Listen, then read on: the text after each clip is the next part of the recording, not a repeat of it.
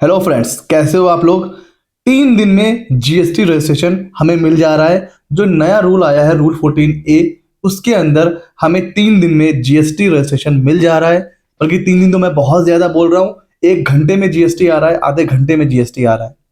लेकिन क्योंकि instant approve हो रहा है जीएसटी, तो जीएसटी मिलने के बाद कुछ ऐसी रिस्पॉन्सिबिलिटीज हैं जो एक टैक्स पेयर को निभानी होती है, पूरी करनी होती है। अदरवाइज उसकी हैवी पेनाल्टी हो सकती है। अब आप सोच के देखो, इंस्टेंट जीएसटी आने से फ्रॉड होने के चांसेस कितने ज्यादा हैं। अगर आप रेंट एग्रीमेंट गलत भी अपलोड कर रहे हो तब भी आपका जीएसटी आ जा रहा है, बाद में फिर उसकी जांच होगी। अब आप मान के चलो, जितने ये इंस्टेंट जीएसटी वाले हैं ना, 100% केस में सर्वे होगा, फिजिकल वेरिफिकेशन होगा, होगा ही होगा। तो अब आपको डिपार्टमेंट को कोई मौका नहीं देना है।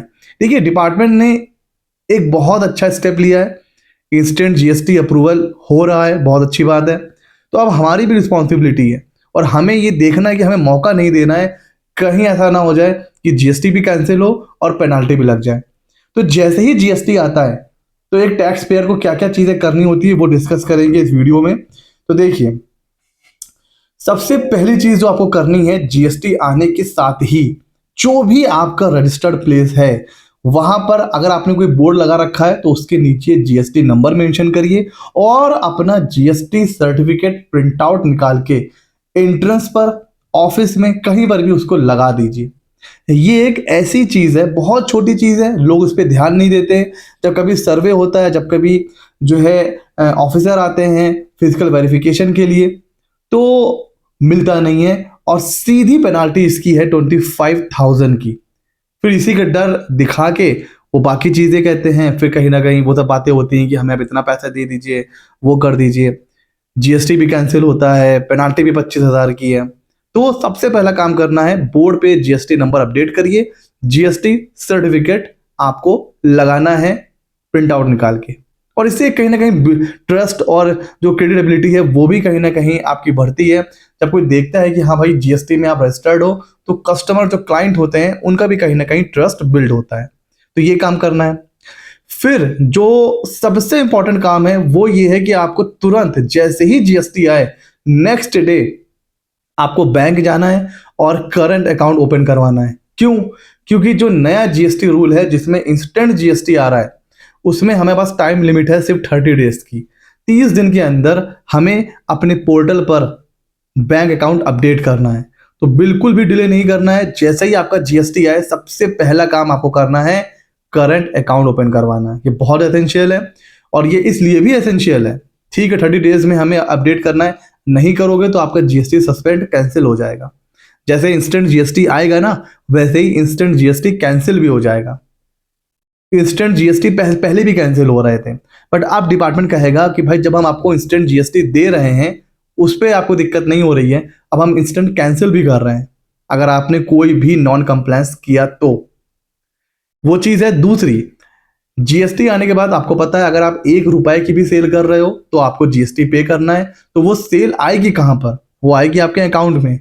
आपको अब पूरा क्लियर करंट अकाउंट मेंटेन करना है, पूरी ट्रांसपेरेंसी आपको मेंटेन करनी है। अच्छा सर, अगला जो सबसे इंपॉर्टेंट है वो है इनवॉइस बनाना। जीएसटी में आने के बाद जब भी आप सेल करो, चाहे B2B, B2C, आपको इनवॉइस इशू करना है। तो सबसे पहले आपको काम क्या करना है, आपको अपना जो प्रीवियस इनवॉइस नंबर है जो अभी तक चल रहा था जीएसटी आने से पहले, वो आपको चेंज करना है। और अगर आपका पहला मतलब नया नया बिजनेस है तब तो कोई बात ही नहीं है, आपको नया सीरियल नंबर स्टार्ट करना है। कुछ भी हो सकता है, A/01, A/02 या A/2526/01, जो भी सीरियल नंबर आपको सही लग रहा है आप रखिए। फिर उसी सीक्वेंस में आपको क्या करना है, इनवॉइस इशू करने हैं। और ध्यान दीजिए, इनवॉइस में सारी मैंडेटरी फील्ड होनी चाहिए, आपकी जो पूरी डिटेल होनी ही चाहिए। जो जिसको आप सेल कर रहे हो वो रजिस्टर्ड है, अनरजिस्टर्ड है, उसका जीएसटी, उसका एड्रेस, उसका मोबाइल, पिन कोड, ये सारी चीजें होनी चाहिए। Taxable value, HSN, SAC, GST का रेट कितना लग रहा है, इनवॉइस वैल्यू, ये सारी चीजें उसमें होनी चाहिए।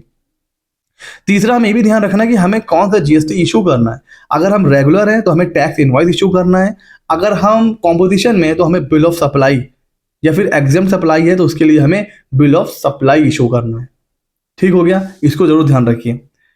ओके, और जो टाइम लिमिट होती है इनवॉइस इशू करने की वो भी आपको ध्यान में रखनी है। ठीक है, तो अब टाइम लिमिट क्या होती है, ये जो टाइम ऑफ सप्लाई का रूल है वो है इनवॉइस का, आप उसको देख सकते हो, पूरा वीडियो पड़ा हुआ है हमारे चैनल पर। जीएसटी प्रैक्टिशनर का जो कोर्स है उसमें हमने इनवॉइस कब इशू करना है, उसकी क्या टाइमलाइन है, डिटेल में डिस्कस करा हुआ है। तो इन चारों चीजों को हमें ध्यान में रखना है। आगे चलते हैं सर। अब हमने जीएसटी में हम आ गए हैं, अब हमारे ऊपर कौन सा जीएसटी का रेट एप्लीकेबल है वो ध्यान रखना है।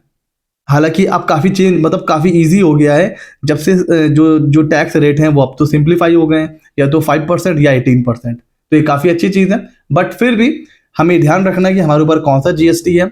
हमारे इंट्रा स्टेट सप्लाई है कि इंटर स्टेट सप्लाई है। इंट्रा स्टेट सप्लाई है तो सीजीएसटी एसजीएसटी लगाना है, इंटर स्टेट सप्लाई है तो आईजीएसटी चार्ज करना है। तो इन चीज़ों का हमें ध्यान रखना है, और जो चेंज होते रहते हैं जीएसटी में, मैं हमेशा कहता हूं कि जीएसटी में आजकल बहुत ही तेजी से चेंज हो रहे हैं, उनके साथ खुद को अपडेट रखना है। अच्छा सर, उसके बाद सर क्या करना है, हमें अपने आप को जीएसटी नोटिस के साथ अपडेट कर रखना है। वैसे तो जो भी आपका प्रोफेशनल है वो आपको टाइम टू टाइम बताते रहते हैं, लेकिन क्योंकि रजिस्टर्ड मोबाइल आपका होता है, ईमेल आपकी होती है, तो आपको रेगुलर अपनी मेल चेक करनी है। आपको आईडी पासवर्ड आपके पास होगा, आपको लॉगिन करते रहो, वहां पर नोटिस का एक सेक्शन होता है, वहां जाके आपको चेक करना है। कोई भी नोटिस आई हुई है आपको टाइमली रिप्लाई करना है, डिले नहीं करना है। तो आप टाइम से रिप्लाई कब कर पाओगे, जब आपको पता ही नहीं होगा कि आपको नोटिस आया हुआ है। तो आपको नोटिस चेक करते रहना है टाइम टू टाइम। उसके बाद क्या करना है सर हमें, उसके बाद हमें एक proper books of account, proper record maintain करना है।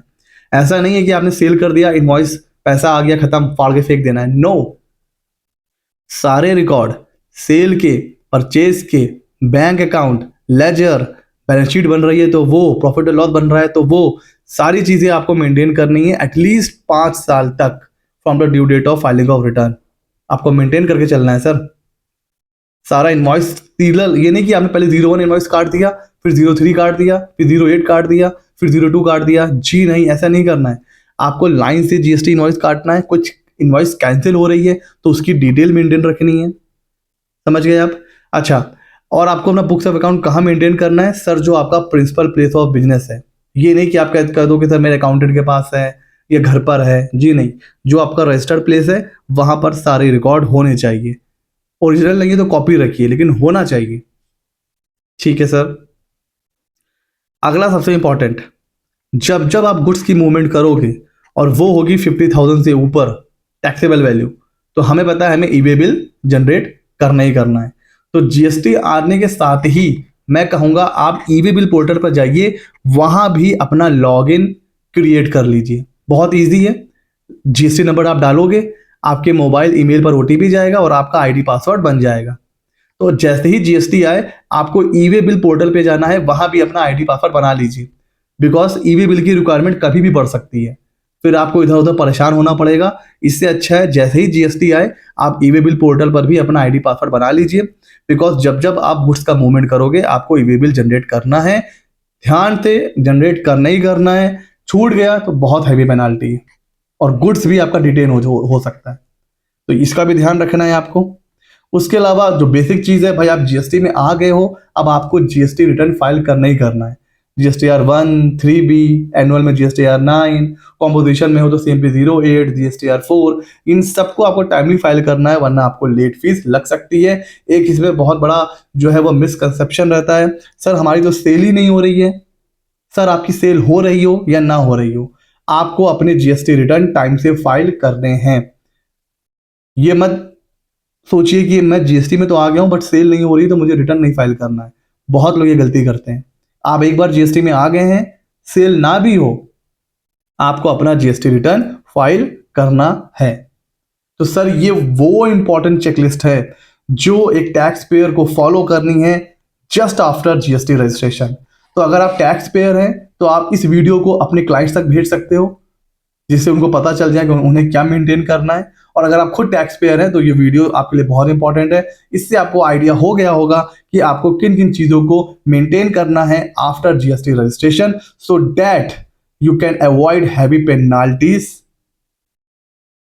क्योंकि एक बार देखिए, अब जीएसटी जो है ना वो इंस्टेंट आ रहा है। अब आप सोचो कि इसका इम्पैक्ट क्या पड़ रहा है।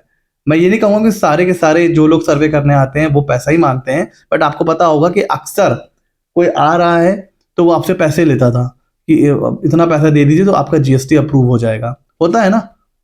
ठीक है, सारे ऐसे नहीं होते हैं, बट फिर भी तो आप सोचो, उनका तो मतलब एक तरीके से पूरा जो है काम खत्म हो गया। अब जब इंस्टेंट जीएसटी आएगा तो भाई काहे का पैसा। तो अब आप सोचो, अगर कोई जरा सी भी गलती मिल गई तो तुरंत आपका जीएसटी कैंसिल होगा। ठीक है, नुकसान की भरपाई कहीं ना कहीं से तो होगी। अब आप समझ रहे हो मैं क्या कहने की कोशिश कर रहा हूं। तो आपको मौका नहीं देना है, आपको सारी चीजें मेंटेन करके चलनी है। गवर्नमेंट ने एक बहुत अच्छा स्टेप लिया है, जीएसटी इंस्टेंट आ रहा है, तो अब ये हमारी भी रिस्पॉन्सिबिलिटी है कि हम रूल्स के साथ कंप्लाई करें। और हाँ, एक चीज आपको और करना है, नीचे है बटन सब्सक्राइब का, करना है सब्सक्राइब, ताकि ऐसे ही इंपॉर्टेंट वीडियोस आप तक आते रहें। मिलते हैं अगले नॉलेजेबल वीडियो में।